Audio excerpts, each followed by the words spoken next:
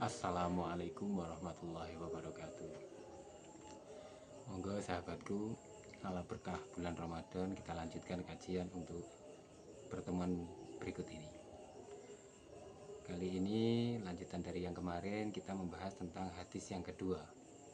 Monggo sebelum kita mulai kajian ini, kita bertawasul dulu kepada para guru-guru kita, kepada para leluhur-leluhur kita, para pendahulu-pendahulu kita, dengan harapan apa yang kita kaji pada kesempatan ini mendapatkan berkah dan kita bisa tersambung juga selaras kepada para guru sehingga tersambung kepada Rasulullah Shallallahu Alaihi Wasallam. Ila hadrati Nabi Mustafa Muhammad Sallallahu Alaihi Wasallam wa azwajihi wa dzurriyyatihi wa ashabihi kirami wa ahli baitihi wa ila hadrati jamil awliyati santi fi Indonesia wa khususan la hadrati sultan awliya Syekh Abdul Qadir Al-Jilani wa ila hadrati sultan awliya Syekh Abdul Hasan Asy-Syadzili wa ila hadrati Syekh Muhammad Sulaiman bin Abdul Jalil wa ila hadrati Syekh Abdul Jalil Mustaqim wa ila hadrati Syekh Mustaqim bin Husain wa ila hadrati Mas Andri Dimanta Ahmad wa khususan ila Syekh Nawawi wa khususan walidina warhamhum kama rabbayana shighara lahumul Fatihah. Alhamdulillahirabbil alamin arrahmanir rahim. Iyyaka na'budu wa iyyaka nasta'in ihdinas siratal mustaqim siratal ladzina. Bismillahirrahmanirrahim. Al-haditsus tsani. Hadis yang kedua, an Umar radhiyallahu taala anhu. Dari sahabat Umar radhiyallahu an, aidon lagi, qala dawuh, qala berkata siapa Umar, bainama di antara kita pada suatu ketika nahnu kita julusun itu duduk atau bermajelis inda Rasulillah sallallahu alaihi wasallam bersama Kanjeng Nabi Muhammad sallallahu alaihi wasallam. Zata yaumin pada suatu hari.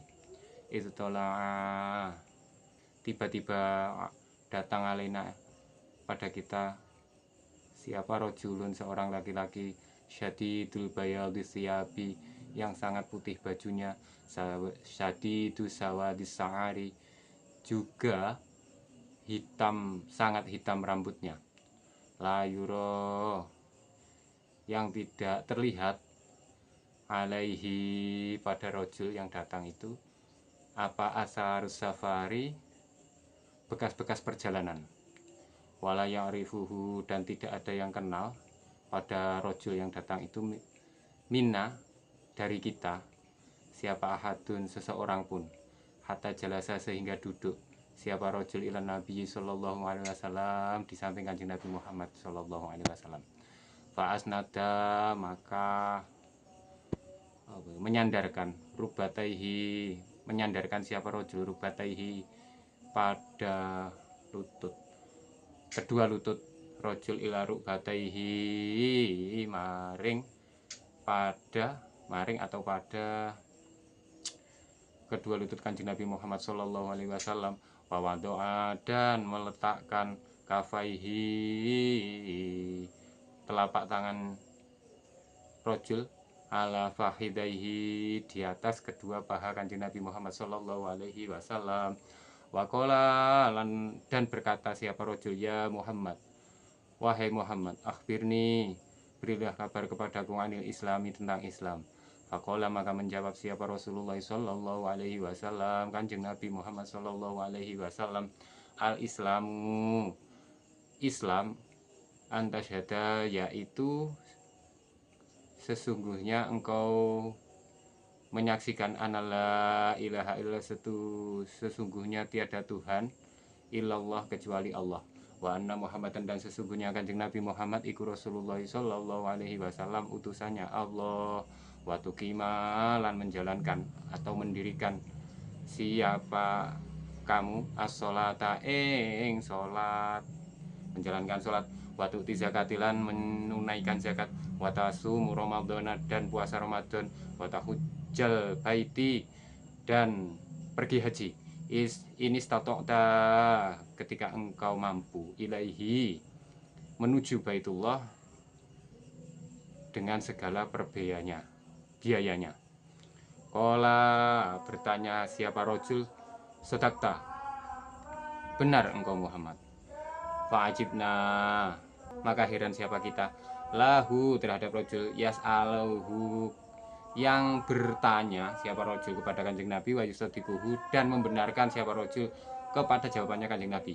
Kola dawuh siapa rojul, fa'akhbirni, maka beri kabar kepadaku, anil imani, tentang iman. Kola maka menjawab siapa kanjeng Nabi Muhammad sallallahu alaihi wasallam, antuk mina, iman yaitu ketika engkau percaya, iman billahi terhadap Allah, kepada Allah, wa malaikatihi, dan kepada beberapa malaikatnya Allah, wa kutubihi, dan beberapa kitabnya Allah, wa rusulihi, dan beberapa utusannya Allah, wal yaumil akhiri, dan hari akhir, wa tu'mina, dan engkau percaya dan iman bil qadari terhadap takdir yang baik maupun yang buruk. Kola maka berkata siapa rojul, sodakta, benar engkau ya Muhammad. Kola maka bertanya lagi siapa rojul, fa'akhbirni, maka beri kabar kepada kami, anil ihsani, tentang ihsan. Kola maka menjawab siapa kanjeng Nabi, anta Buddha, ihsan ialah ketika engkau menyembah Allah, ka'annaka, seperti engkau, fa'ilam takun mongko, maka ketika kamu tidak dimampu, fa'ilam takun tarohu, maka ketika kamu tidak dimampukan untuk melihat Allah, fa'inahu, maka yakinlah sesungguhnya Allah iku yaroka, melihat kepadamu. Kola maka berkata siapa rojul, fa'akhbirni, maka berilah kabar kepadaku, anis saati, tentang hari akhir atau kiamat. Kola maka menjawab siapa kanjeng Nabi, ya Allah, mal mas'ulu, utawi atau mal mas'ulu, orang yang berkata anha, tentang sa'ah, iku bi'alama minas sa'ili, lebih mengetahui tentang pertanyaan tersebut. Kola maka menjawab siapa rojul, kola bertanya lagi siapa rojul, fa'akhbirni, maka beri kabar kepadaku an amarotiha, dari beberapa tanda-tandanya sa'ah atau hari kiamat. Kola maka berkata siapa kanjeng Nabi, maksudnya menjawab, antalida, salah satu tanda-tandanya as-sa'ah itu antalida, ketika melahirkan siapa al-amatu, budak perempuan, robataha, putra majikannya, wa antaro, dan ketika engkau melihat al-khufata, pada orang yang tidak memakai sandal, atau kalau bahasa Jawanya nyeker, al-murota, juga telanjang, al-alata, yang fakir, ri'a asai, yang mengembala kambing, ya waluna, itu berlomba-lomba meninggikan bangunan, fil bunyani, beberapa bangunan. Sumantola kono, maka orangnya pergi, rojul yang datang tadi pergi, bala bisa malian. Sumakola, lalu kanjeng Nabi bertanya, ya Umar, wahai Umar, atadri, apakah engkau mengerti, atau apakah engkau kenal terhadap man yang asail, yang bertanya tadi?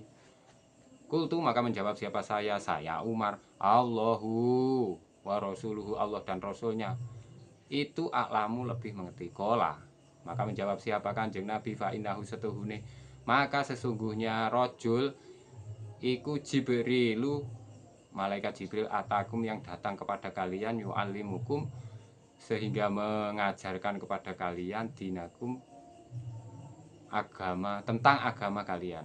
Rawahu Muslim. Begini sahabatku, pada suatu ketika Sayyidina Umar dan beberapa sahabat itu sedang duduk-duduk di sisi Rasulullah Shallallahu Alaihi Wasallam. Tiba-tiba datang kepada kanjeng Nabi di halakoh itu, ada seorang pria yang putih bajunya sangat putih, rambutnya sangat hitam, dan di antara sahabat itu tidak ada yang mengenal siapa sih orang itu, yang datang itu maksudnya. Tiba-tiba beliau datang langsung ke tengah-tengah, langsung duduk di depan kanjeng Nabi. Ini apa itu? Lututnya itu ditempelkan kepada lutut kanjeng Nabi atau disandarkan. Dan kedua tangannya rojul yang datang itu tadi ditaruh di kedua paha Kanjeng Nabi Muhammad SAW. Lalu sang rojul yang datang itu tadi bertanya kepada Kanjeng Nabi, "Ya Muhammad," di sini redaksinya jangkar. "Ya Muhammad, wahai Muhammad, beritahu kepadaku tentang Islam." Maka Kanjeng Nabi menjawab, "Islam ialah engkau bersaksi bahwa tiada Tuhan selain Allah, bahwa Kanjeng Nabi Muhammad itu utusannya Allah, dan sebagainya." Tentu masalah syahadat di sini bukan sekedar syahadat secara talafut, secara lisan saja, akan tetapi isyhad dengan menyaksikan. Orang kalau menyaksikan seperti apa sih? Ya menyaksikan gitu, menyaksikan. Akan tetapi isyhad seseorang itu berbeda-beda, sahabatku, dari yang sesuai levelnya masing-masing. Yang jelas isyhad yang paling sempurna ya isyhadnya Kanjeng Nabi. Isyhadnya Kanjeng Nabi itu jelas tidak sama dengan isyhadnya kita, maksudnya dari segi kedudukan gitu. Setelah dijawab dengan Kanjeng Nabi tentang ketika engkau bersyahadat, sholat, zakat, puasa, dan haji, maka orang tersebut menjawab, rojul yang bertanya tadi, "Sodakta, Anda benar." Ini para sahabat sudah mulai heran, akan tetapi tidak diberanikan. Ini salah satu tata krama pengajaran tata krama melalui sikap. Ketika para sahabat itu duduk bersama Rasulullah dan Rasulullah sedang menerima tamu, maka para sahabat yang ikut di halakoh itu, ikut di majelis itu, tidak diberanikan untuk bertanya, jangankan bertanya, bersuara pun tidak berani. Untuk melakukan sesuatu sangat-sangat tidak berani, karena menjaga adab. Terkecuali ketika Kanjeng Nabi sudah melemparkan pertanyaan ataupun sejenisnya lah, begitu. Setelah itu seorang laki-laki ini tadi bertanya lagi tentang iman. "Beritahu kepadaku tentang iman ya Muhammad." Kanjeng Nabi menjawab, "Ketika engkau iman kepada Allah, kepada Rasul-Rasulnya, kepada kitab-kitabnya, kepada malaikatnya, pada hari akhir, kepada qada qadar, kepada qada qadar khairihi wa syarihi, dari takdir yang baik maupun yang buruk." Redaksi yang buruk itu seperti ini, sahabatku, kurang lebihnya nggih. Buruk itu di mata kita sih sebenarnya.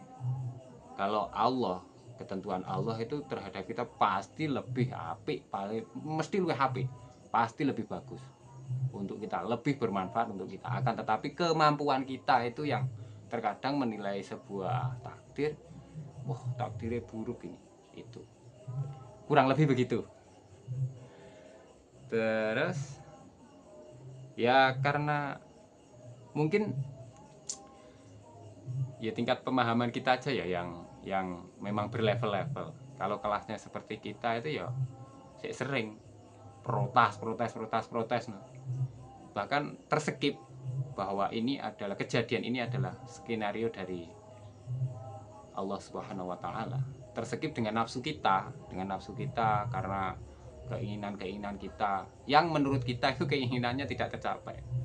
Padahal mungkin keinginan kita ketika kita itu diiyakan, segala keinginan kita diiyakan, justru itu madharat untuk kita, membahayakan untuk kita.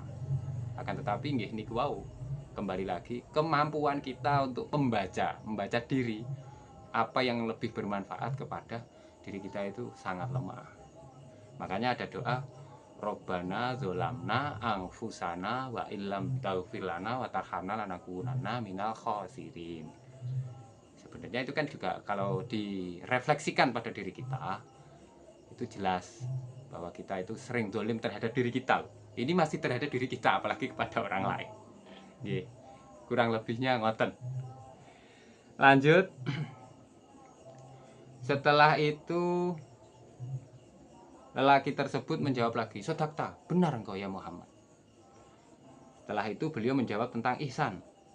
Bertanya, Sang rojul itu tadi bertanya lagi kepada Kanjeng Nabi, beritahu kepada kami tentang ihsan. Apakah definisi ihsan itu, Kanjeng Nabi? Kanjeng Nabi menjawab, ihsan ialah ketika engkau menyembah kepada Allah, usahakan engkau melihatnya, seakan-akan engkau melihatnya. Akan tetapi ketika kita tidak dimampukan melihat Allah, kita cukup kita yakini bahwasanya Allah itu pasti melihat kita. Tuh, itu definisi ihsan. Ini kembali lagi, tingkatan ihsan itu juga berlevel-level sesuai kapasitas diri masing-masing. Ini yang dibahas kalau kita membahas pada keterangan kitab-kitab besar, cerita-cerita para wali, para kekasih Allah, itu kan pasti berbeda-beda perjalanannya. Karena apa ya?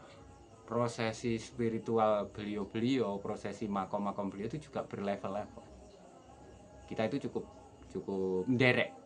Nah, ini ada redaksi nderek atau gandol ning sarunge kiai, gandol di sarungnya Pak Yai. Definisinya sih yo ngetut nih. Sebenarnya ketika kita itu nggak bisa itu diterjemahkan secara harfiah. Wong itu gandolan yai. Ya namanya gandolan itu seperti apa bentuk gandolannya, bukan kok secara fisik gandoli Pak Yai. Iya kalau Pak Yainya nanti pakai sarung. Kalau Pak Yainya pakai celana jeans, lu redaksi ini dulu kan pakai sarung, ini ternyata pakai jeans. Kan repot juga. Jadi kurang lebih istilah gondeli sarungnya Mbah Yai itu ya kita nderek ikut apa ta'adub beliau, apa tarbiyah beliau terhadap kita. Sami'na wa ata'na kepada instruksi beliau. Kurang lebih seperti itu. Setelah itu sang rojul tadi juga menjawab lagi, sedakta, engkau benar. Lanjut ke pertanyaan berikutnya. Rojul yang datang tiba-tiba tadi itu bertanya lagi terhadap kepada Kanjeng Nabi tentang apa sih kiamat itu. Kanjeng Nabi menjawab, sangat politis sekali. Sesungguhnya orang yang bertanya lebih tahu tentang masalah ini. Dijawab seperti itu. Maka ini asik ini redaksi ngobrolnya asik. Setelah itu sang rojul bertanya lagi lebih spesifik. Beritahu kepada kami tanda-tandanya, tanda-tanda kiamat. Beliau menjawab, Kanjeng Nabi menjawab tentang tanda-tanda. Salah satunya, jika seorang budak perempuan melahirkan anak majikannya. Nauzubillah min dzalik. Wis sudah sering terjadi kayaknya ini. Banyak kalau sekarang itu redaksi amat itu di sini sudah tidak ada ya. Tidak ada istilah perbudakan kan sudah tidak ada. Amat itu budak perempuan. Tapi kejadian-kejadian yang mirip-mirip mungkin di levelnya mirip-mirip banyak sekali. Apalagi susah juga ya. Banyak yang istilah itu pekerja, ada salah satu pekerja atau pembantu yang melahirkan anak majikannya. Itu yang jelas di luar nikah. Itu menjadi salah satu tanda hari akhir. Dan jika engkau, itu yang pertama. Yang kedua, dan jika engkau melihat orang yang tidak beralas kaki, nyeker, tidak berpakaian atau telanjang, miskin dan pengembala kambing. Intinya orang yang sedang di bawah, orang yang kredit di bawah, itu malah justru bersaingan, megah-megahan meninggikan bangunan. Dalam artian orang kok bukan berarti kok bangunannya tingkat-tingkat itu enggak sesederhana itu sahabatku. Intinya ya bersombong-sombongan. Setelah dijawab seperti itu, lelaki itu berlalu pergi. Kanjeng Nabi terdiam, mendel mawon. Setelah beberapa saat beliau terdiam, beliau ndangu atau berbicara dawuh terhadap Sayyidina Umar. Wahai Umar, apakah engkau kenal dengan seorang tersebut? Sayyidina Umar menjawab, Kanjeng Nabi dan Allah yang lebih tahu. Allah dan Kanjeng Nabi dan Rasulnya yang lebih tahu siapakah beliau. Terus Kanjeng Nabi menjawab, lelaki tersebut adalah Jibril. yang datang kepada kita, kepada kalian, mengajarkan tentang Islam, iman, ihsan, dan dapat bonus tanda-tanda hari akhir. Subhanallah. Jadi di sini redaksinya itu sahabat itu tidak serta-merta langsung diajarkan gitu. Jadi lewat dialog ini sahabat dipertunjukkan atau diperlihatkan pertanyaan berikut beserta jawabannya dan langsung dari Kanjeng Nabi Muhammad SAW. Kurang lebih seperti itu sahabatku. Ada kurang lebihnya mohon maaf yang sebesar-besarnya. Wa'afu minkum wallahul muwaffiq ila aqwamit thoriq. Wassalamualaikum warahmatullahi wabarakatuh.